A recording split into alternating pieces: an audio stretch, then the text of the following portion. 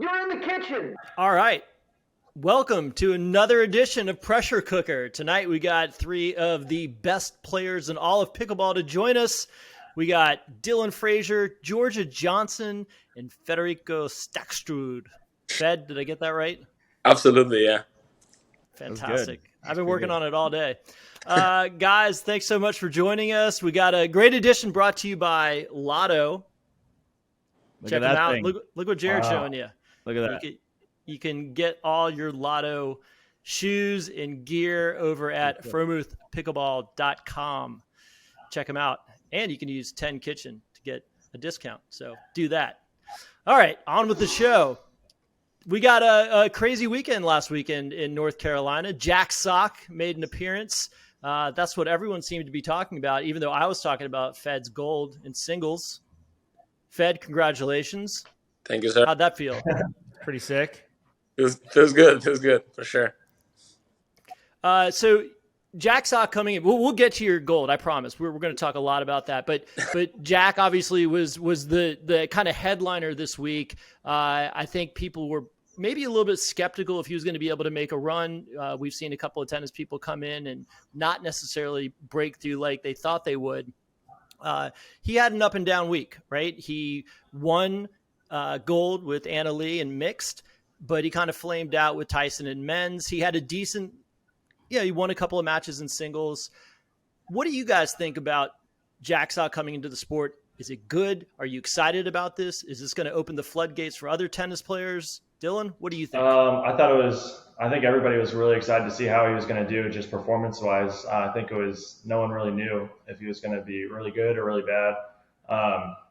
I think a lot of people were in agreement that he was in mixed doubles, he was a good player, like a great player. But Anna Leigh hid some of his weaknesses, mainly, I guess, covering the middle when he ran to his forehand. But his forehand is probably already the best in the game. He can just do anything he wants pretty much when it gets to his forehand side. I think Jack said that he's not going to come back for another tournament though until next year. So that might be the last we see, the first and last we see of Jack until maybe early next year. But yeah, I thought it was awesome to have him competing with all the other pickleball pros on the tour. Yeah. What about you, Jorja?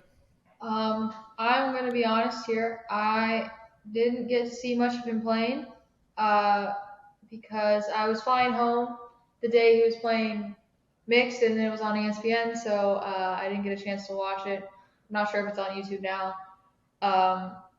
But, I mean, obviously, couldn't have been bad. He got gold, so must have been really good. He actually started out pretty rocky, I thought. I was texting on a group thread, and I thought they were going to get destroyed. So his resiliency was there, and I thought he played quite well in games 2 and 3. You're talking about in the mixed final or all day? In the mixed finals, yeah. I think he was able to kind of like raise his level as the competition got better. Because I agreed, like in the first match I saw him playing, like, oh, this guy looks beatable. Like when he plays a better player, some of his weaknesses are probably going to get exposed. But then he played better players and he started playing better too. So I think he just got better as the tournament went on and the competition got better. Yeah, Fed, what do you think? Yeah, I was impressed for sure. I didn't expect him to do that good in mixed doubles. I mean, for sure. I mean, playing with Anna Leigh gives you a huge upside, but I mean, I was impressed. I mean, he's kind of like same thing as like James, those kind of guys. They're like kind of built for like mixed, because like huge drive, they're long, they can be aggressive the whole time, and that's kind of like really. That's kind of like what you really have to do in mixed. And then singles, I thought he was great in singles too. I think he could have make a run there too. And men's doubles, I think for all the tennis players is always the last one to come. But I was really impressed with mixed, to be honest, on getting a gold. Were you scouted? Let me ask you a quick question. So 2 questions. One, what do you think happened with Tyson there? If you had to kind of, break it down, what was it? Just like a lack of chemistry? Was Tyson shook? Like, what do you think it was? I think it didn't work because I think Tyson was trying a little bit too much from the right side, and he usually doesn't do that. So I think maybe the game plan didn't work for them because they were playing that's a decent team. I played that team, the same team, and Hilton Head in the APP last year, and it's not a walk on. You have to play good. So I knew it was gonna be a tough match for them, but I think that they didn't connect for sure. Was that a JW Yeah. sighting, by the That way? was a JW sighting. Fantastic. Thank you, JW. And Dylan and Georgia, what are y'all? Any thoughts on that? The Tyson kind of partnership? Yeah, I didn't see I guess they just played one match and then lost and then withdrew. But I didn't watch him play, so I can only speculate. But I'm guessing kind of our Fed said that Tyson was maybe trying to do a little too much, or maybe felt like he had to help out a lot more in the middle than he really had to. I don't know. But yeah, men's doubles I think is a lot different than mixed doubles, and not that it's necessarily harder, but it's just a different style. So like sometimes you're going to be better in mixed doubles, sometimes better in men's doubles. So I don't know. I was thinking maybe, pickleball tournaments are a lot different than tennis tournaments. Tennis tournaments, you play like one match, maybe two a day, and then, you get to rest the rest of the day and then go out the next day and do the same. And on the third day of a pickleball tournament, especially having gone so far in both mixed and singles, maybe he was tired. I didn't watch it either, but I just know from my own experience, like, and a lot of tennis players, like they kind of get gassed after their first pickleball tournament. My other quick question. Sorry, Jason, I'm veering off the list here. But what? So Jack's coming in, all this hype. Do you want to face him early? Do you not? Like Anton Goods, I think was the first person to play him. What's like? Do you want to be Anton Goods in that moment? That's a tough question. I don't know. I think it would be fun to play Jack just because of his tennis background and how high level he reached in tennis, and like he was top 10 singles, I think, right, and number one in doubles at one point. So just given his background and what he's accomplished in tennis, I think it would be just kind of fun to play him on a pickleball court. But also maybe a little bit of pressure at the same time, because like you're the pickleball player, he's just the tennis guy coming into your sport. So maybe you're expected to win, so maybe there's a little added pressure there, but I think mostly just fun. So we're seeing more and more tennis players come in and having more success, right? This weekend alone, we saw Anna Bright was playing with Vivian Glosman. Hurricane Tyre Black had a great week, and Judith Castilla had another great week. Fed, did we lose you? No. Oh, there you are. But we're seeing more and more tennis guys come in, and it's interesting because Fed, you're a tennis guy. You made the transition over, but both of you guys, Dylan and Georgia, you guys are just pure pickleball players. Really, not much of a tennis background. Is that right? Yeah. Yeah. Which one has the advantage? I mean, I think it's a good conversation to have. That because you two are really unique. You're pure pickleball players. You've been playing for quite some time. You're young. And you never had a tennis background, whereas the Federicos of the world and all these other tennis players coming in, they almost have to break habits from their tennis background. Who has the advantage here? Fed, what do you think? I think it's a tough question, but like I think the advantage on like the habits and that stuff that you said is better not to have any tennis. I think if you grew up playing pickleball, it's even better. But on the mental side, having that tennis experience of that competition, that is kind of like a little bit, because like I think tennis as a competitive level is a little bit harder. Having that as your background, as experience of like tough moments, like getting nervous, it's a plus. But then like the rest, I think it's just better just to play pickleball. Like you could see like Dylan and Georgia, Anna Leigh, like their footwork is like pure pickleball.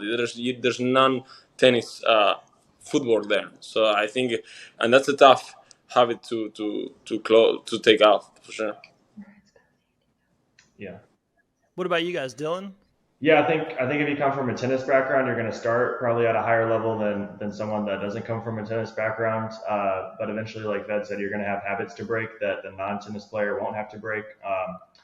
In my experience, I didn't play really any racket sports. I dabbled in tennis a couple of times just for fun. But yeah, every single shot that I learned was specifically for pickleball, so I think that's probably better. in the long run. Sometimes I wish I had played tennis, just because I feel like maybe my ground strokes would feel a little bit better when I play singles, because not too confident from the baseline in singles. I don't know. And also, I think maybe an overhead, just learning some of the techniques that the tennis players learn. I never learned those, so maybe that's a little disadvantage. But for the most part, I think not having the habits to break is good. Jorja, do you wish you had more of a tennis background? Not necessarily, but I do think it's important to have some sort of organized sport experience, because in pickleball, there's no academies. There's not much pickleball fitness related workouts. And so just coming from tennis, like just knowing what to do, knowing how to train to get to a high level, and knowing the dedication it takes, because in pickleball, there's nothing like that. But in tennis, like it's a big deal, and there's like many different steps and things you can do specific to tennis, but there isn't anything specific to pickleball really. So you really have to have experience or research, like get knowledge onto like how to be a professional athlete. Jorja, you're at the Jorja Johnson Academy right now. Yeah, but the reason my mom did tennis, my brother did tennis, they know like what they're doing, like and what like it takes to be organized and dedicated, and what steps you need to do. So I didn't have that, but they know what they're doing. Jorja, did you play any other sports I played softball. Softball, and Dylan, you played baseball, Yeah. right? And how much have those played a factor in your development in pickleball? Go ahead. I wouldn't say that they really did. A little bit. The hand-eye coordination, getting the bat to the ball, I think helps a lot. In my experience, when I've played like college baseball players, like Division I baseball players, all of them are like really good at the net and have like crazy good hands. But then everything else, like everything tennis-like, is just a mess for them. But like the hand speed at the net is always really good. Yeah, good reaction time. Maybe the throwing motion for the overhead, but other than that, I mean, there is footwork stuff. Diving, maybe. I never dive. Do you dive? No. Yeah. Maybe a better baseball or softball player could dive, but I don't do that. Diving's kind of crazy. Every time I watch Elise Jones play, my elbows hurt. Yeah. So let's talk about the Jack Sock Anna Leigh match that we watched on ESPN2. I don't know, Jorja, you didn't get a chance to watch that, but Dylan, Fed, let me ask you guys, that was a kind of crazy match because Riley was super aggressive, right? He was all over the court, almost to a fault. But Jack also was very active. And obviously with Anna Leigh, she can hold her own on that side of the court. But you saw Jack being incredibly athletic, and it almost became like a mano going back and forth between Riley and Jack. And I felt like Riley was maybe doing too much. And he was he literally knocked Elise over. Yeah, I saw. Yeah, I did see that. Like that was pretty aggressive, I thought. She left the camera. I think Elise is good. Who says pickleball's not a contact sport? Exactly. That's true. But my question, I guess, is that the future of mixed? Are we going to see this kind of super athletic male really trying to dominate the court? Or is that, I feel like maybe we hit a line on Saturday or on Sunday where it was just too much, and we're going to start seeing a little bit more respect of that line and taking maybe 70%, not 90%. What do you guys think? Well, I hope that there's better communication in the future, so then maybe you don't have to push your partner out of the way. You could just call a ball. But I can see how, like, in like more singles players will kind of take over mixed, just in the fact that they'll get really big, and it's not so much that what they're doing is super good, but it's just the fact that it's really intimidating as a girl. Like, you only have a certain amount of area you can hit the ball to feel like it's like in a safe zone. So yeah, I think the guy will start taking more. In Georgia, let's talk about that for a second, because this is a hot topic. Whenever we watch mixed, everyone always complains about, oh, the guy's the ball hog. What's he doing? And it's strategic, though, right? And to a point, right? Like, we know that when we see the dinks back and forth between female to female, you have to be precise with those, because the male, if you leave that thing up, the male's going to jump in and poke it right down the middle. How do you feel? You're playing with your brother most of the time in mixed. So you guys have a great relationship, and I don't actually, J-Dub doesn't really tend to take too much of the court. He's not super aggro on that stuff. Or is he? Or is he? You tell me. No, I would say he took average amount of court in mixed. And do you want him to kind of, I don't want to say protect you, but do you want him to take more, or are you okay on your own? By the way, you've been playing so amazing. You're standing toe to toe with Riley and just going right at him. So it's been a pleasure watching you do that. You don't seem like you're phased at all. Yeah, I mean, sometimes I don't know if it's bravery or if it's just stupid. But yeah, I mean, I just feel like I'm playing the game, and I'm just trying to set up JW as best as possible. And sometimes to do that, I got to go straight ahead. Speeding up cross court isn't such a good idea, especially like. That's right, Jason. Speeding up cross court is not a good idea. We're playing next weekend. Bad idea. It'll go into either the guy's forehand or the women's backhand, which is normally girls' best shots, typically. Do you think that in mixed, the men put the team in a compromising position sometimes by how much court they're taking up, and thus leaving the full other side of the court open? Because that happened with Riley a couple times, where he at least could easily handle these balls, and he was in her side, and then they just went behind him. Sure, but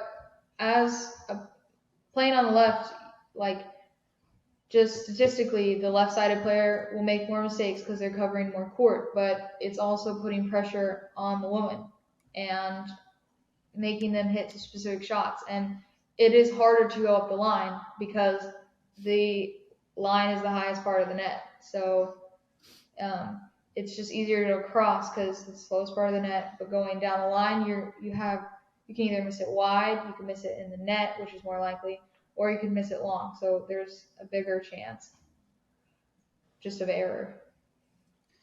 Dylan, what's your mentality when it comes to mixed? Yeah, I think the guys should take a lot or as much of the court as they can. I think there's a line, like you said, but when the guy's coming over and taking a lot of balls, he leaves his backside open. But I think the guy's presence is also a factor.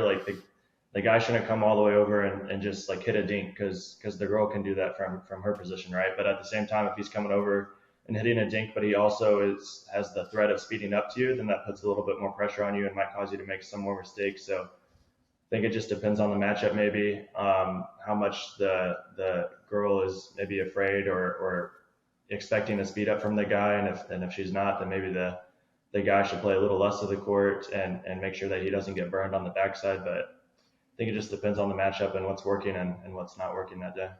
I would say when you poach and you then speed something up and it doesn't pay off, you're back to neutral, right? Do you then kind of retreat a little bit and think, I'm going to take it easy now, I'm not going to do that again? Well, I wouldn't say that it's defined by that decision is made after a single shot. I think maybe after a series of shots, if I've tried it several times and it's not working, then maybe I'll retreat and be a little bit more passive. But I think I'm going to give it a few tries at first to see if it's working or not. And if it's working, stick with it. And if it's not working most of the time, then maybe back off a little bit.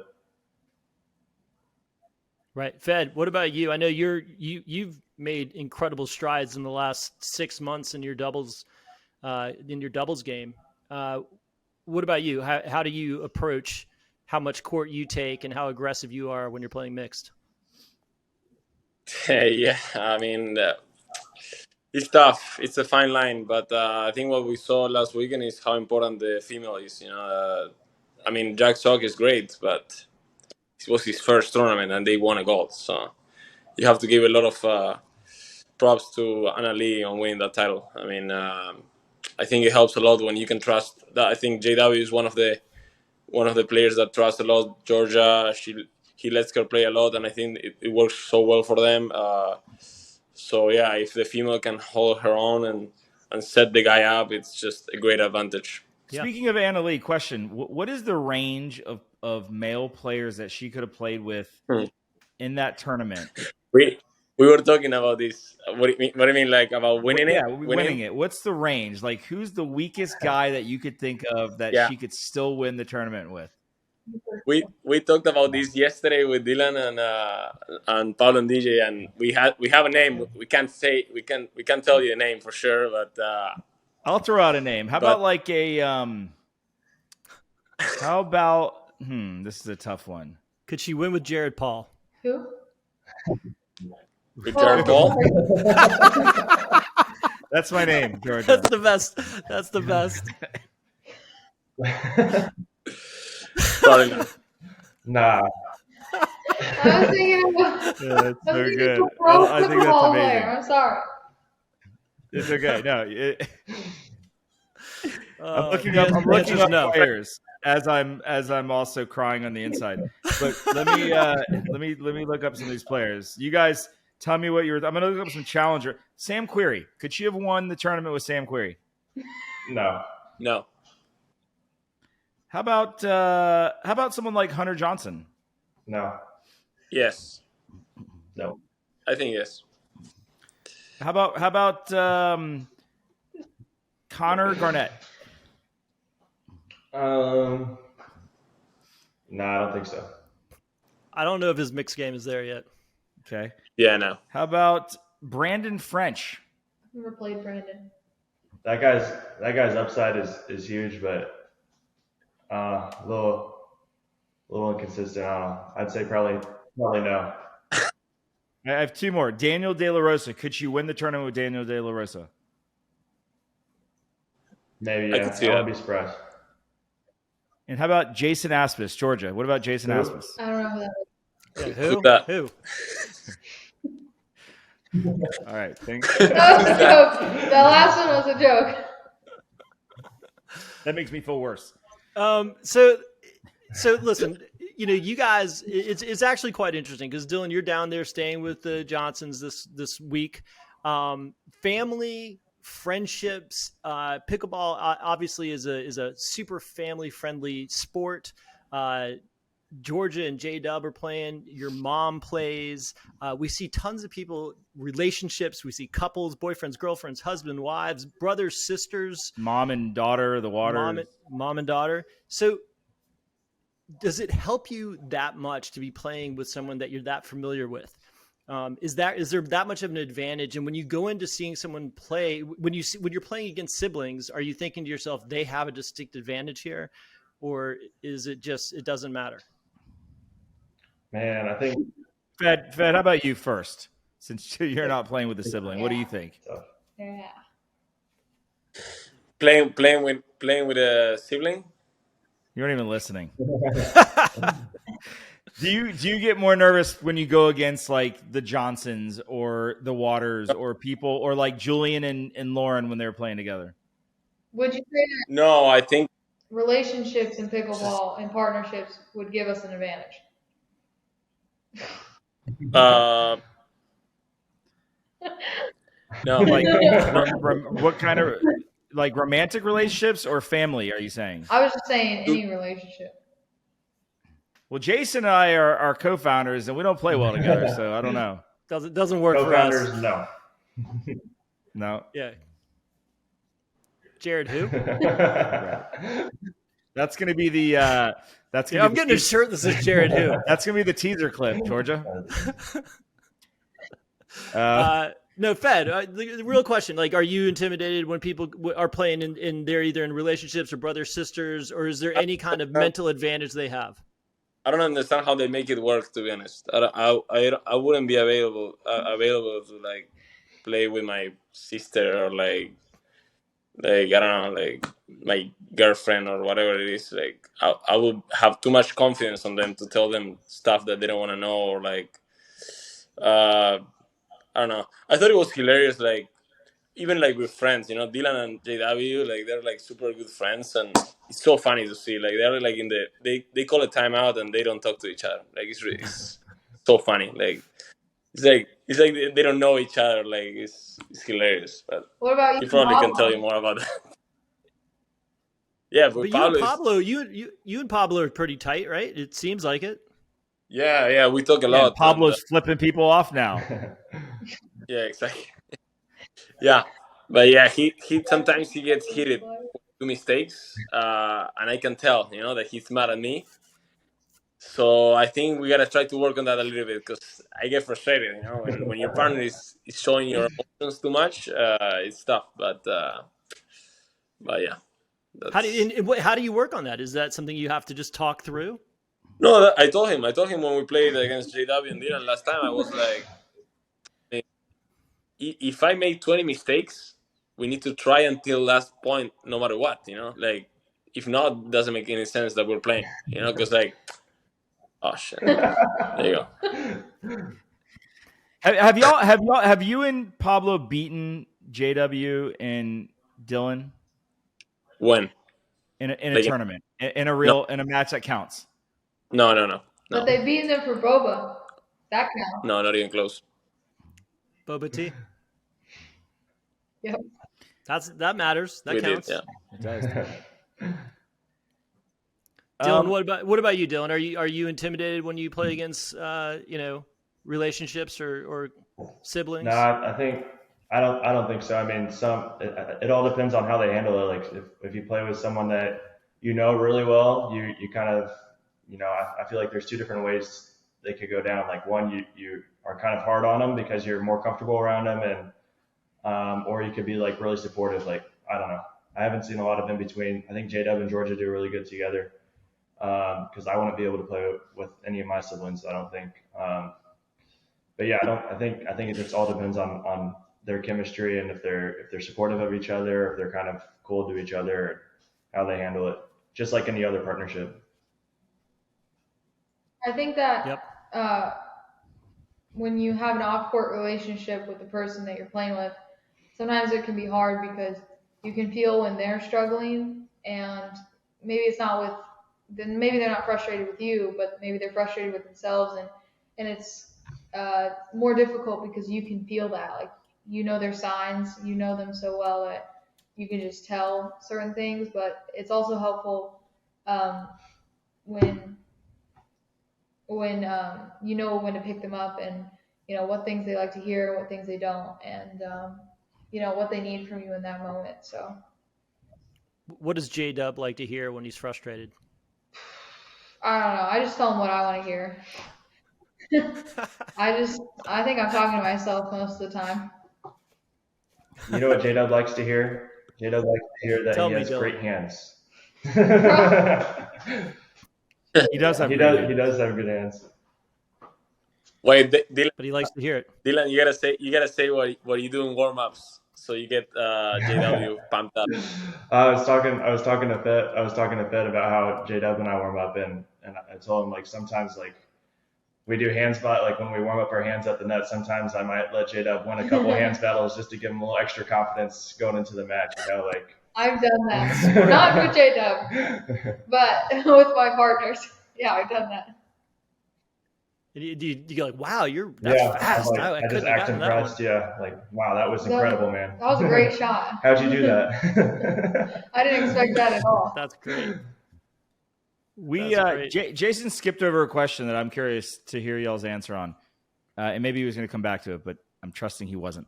Who is more dominant in the game right now? And I'm not asking who's a better player, but who is more dominant, Ben Johns or Anna Leigh Waters?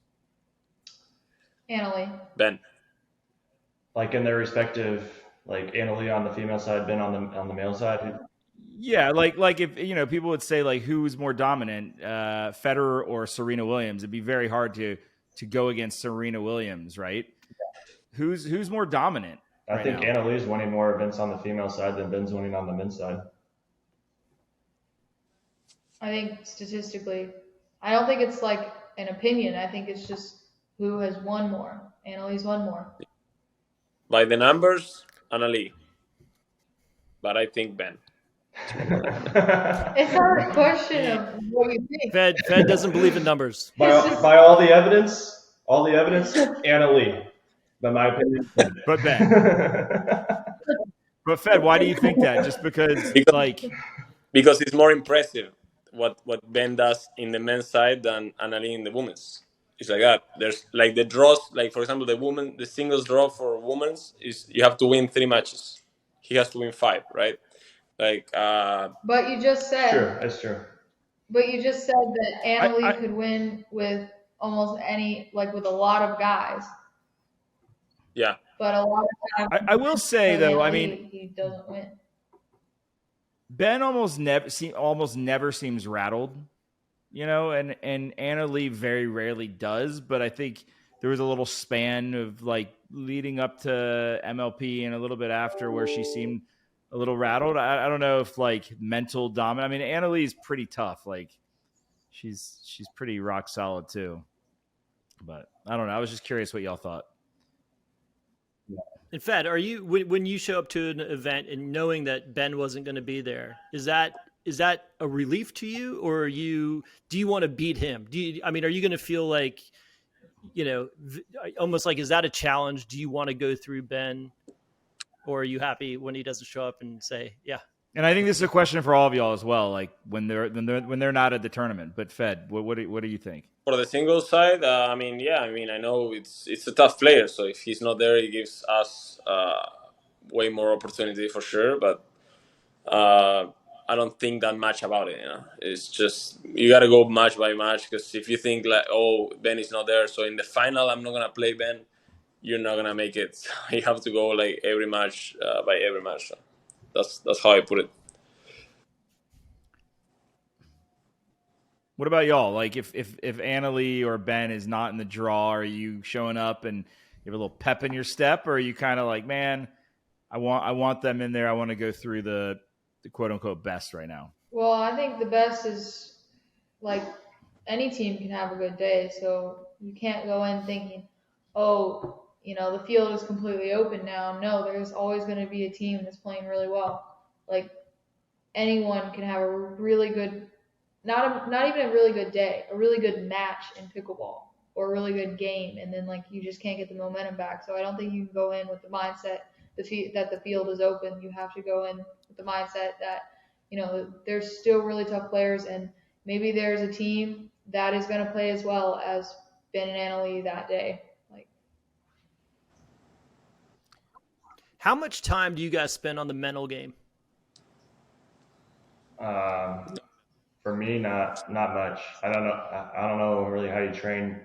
I guess you can have like a mental therapist, but I don't know. I don't really know how you.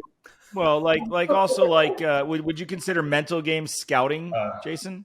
No, more so about keeping, like, I think Jorja just touched on it of you know, I'm wondering if that's something that, whether your mom's coaching you on that, or if there's any kind of training you do on just staying, you know, strong mentally and not losing focus, trying to, you know, do things that trigger yourself to get back into the moment and continue to fight on and, you know, not get ahead of yourself, not be thinking about, oh, who's in the draw this week, and, you know, just really staying locked in. Honestly, I would say the extent of my mental training goes, I just think about what I'm doing as little as possible. I don't know who's playing. I don't know what match I'm playing next, because I can't get into the pickleball tournaments website. You didn't. I don't. So you like literally show up to the court to your court and you're like, oh, I'm playing this person. Yeah, and then sometimes, you know, I don't get the text messages because there's not signal at the venue. So then I just get called over the loudspeaker, or like somebody calls me and they're like, you're on court. So yeah. Jorja Johnson, last call, court 17. Little to no prep. Fed, I think you prep more. That's my hunch. I have this feeling about you. Am I right? I don't know why do you think that? You're, you know, maybe a few years older. Maybe you're more just coming from the tennis background. You seem a little bit. You seem a little bit more maybe more serious or something. I don't know. Like these two youngins over here are more kind of. You seem like the kind of guy that would remember his PT.com password. Yeah. I have the Face ID, so I just go Face ID and just in. Right. Hold on, can you do that on pickleballtournaments.com? Yeah, right. Really? No, really, really. Yeah. It's gonna save. Yeah, I'm sick of logging in every day. Oh, you're still gonna have to log in every day, but you can just use your face. But no, yeah, I mean, I don't. Yeah, as Georgia said, I mean, not at that level that they have to call me from the speakers, but yeah, I try to have a plan against everyone I'm gonna play against. But yeah, that's pretty much it. And just if it happens, happens. If not, I'm not gonna be crying about it. Yeah, but that's pretty much it. But in pickleball, you play a lot of the same teams, so it's not like you need a specific plan every time. You're usually playing the same people every tournament. Right.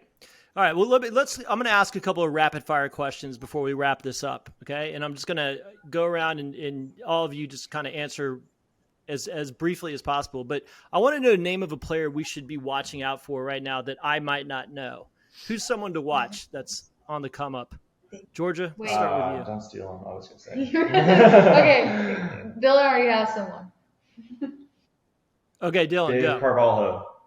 Did you say that? Dave. We know Dave. We've been talking about Dave. Yeah. Yep. Dave from your podcast, Dave. Yeah. How old's Dave? I think like, 23-ish. Okay. This is James's Dave. James is Dave. Okay. George, is that who you were going to say? No. Georgia's not too worried about him. Ben, you go.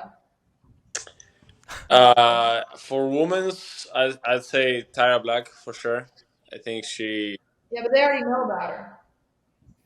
It's true. We've already mentioned her on the podcast. That was someone new, Fed. He wasn't paying attention earlier. Oh, like someone super new. I don't know. Oh. I got someone while you're thinking. Roscoe Bellamy. Do y'all know Roscoe Bellamy? That's it's not me. Roscoe Bellamy was top 5 in tennis in the country pretty much his whole life. He played number 2 at UCLA and then he broke his back. He lives in LA. He's like 6'5", Beth Bellamy's son, as I think you were gonna say. He's on the come up. All right, Georgia, back to you. Okay. Who you got? I'm really gonna butcher the name, and I don't know her full name. I only know her last name, and I would really butcher it. But I know she's from Kentucky, and she played the U.S. Open, and she won the split age with her partner, and they beat Paris and Beth in the final. And would you happen to know how to say her name? You know, I don't, and I can't even. I met her and I said hi to her, but I could not tell you her name. I'll look it she up. Was very good. As Fed look thinks. it up. I think she's gonna be good. I watched her play, and I also got that insight is from Millie and Rain, and I think she's gonna get good. I thought her partner in that match was fantastic as well. Yeah, for a senior pro, up and coming.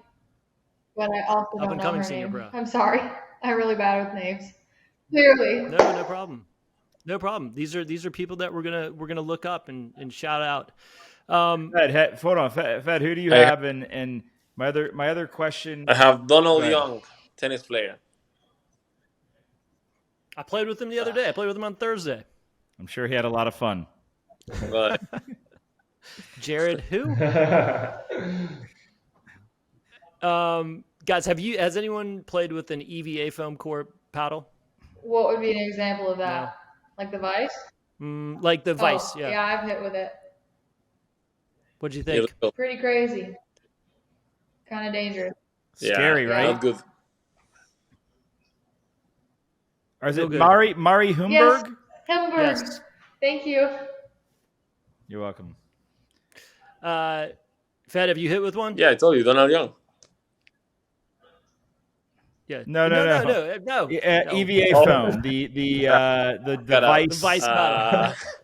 No, yeah, I play with the Vice. Yeah, it's not. it's dumb. I don't think it's good for the game. So, I totally agree. And what about eyewear? People told me I was talking about it, and everyone just told me to wear goggles. I like that too. I think you should, but I think sometimes it's just not what we're used to doing. Are you going to start wearing? Are you going to start wearing protective eyewear, Jorja? No, probably not. It'll probably take me getting hit like really hard. I've been hit in the eye, but like really hard for me to start doing that. Yeah. Dylan, would you ever wear them? Not that you wouldn't ever wear them, but just it's going to take a situation for you to wear them. Yeah. Maybe not a situation. Sorry, maybe not a situation with me, but if I were to see it, like maybe that would scare me enough to convince me to wear it. Yeah. Back to the players to watch. How about Philip Locklear? And is it fair that they beat the Johns together and then Philip Locklear took Ben Newell's spot in MLP? I don't think it was necessarily just because I think you have to take into consideration maybe they preferred a righty over a lefty, or maybe he has better chemistry. You're so diplomatic, Jorja. You're very wise beyond your years. Thank you, but I don't think it was necessarily a just based on who beat the Johns in that team. It was maybe because they wanted a righty instead of a lefty. If you consider that. Fair enough. Final question: who is Jared Paul? No idea. Got it. Wait, Jorja? I know. The Ben Johns of content? Yeah. There you go. Okay. Good answer.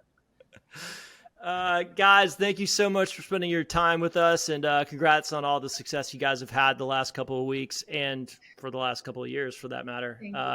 Atlanta, we'll see you in Atlanta, and I expect big things. Deal? Jorja, I'll introduce you to Jared when we get there. All right. All right. Thanks, guys. Take care. Thanks.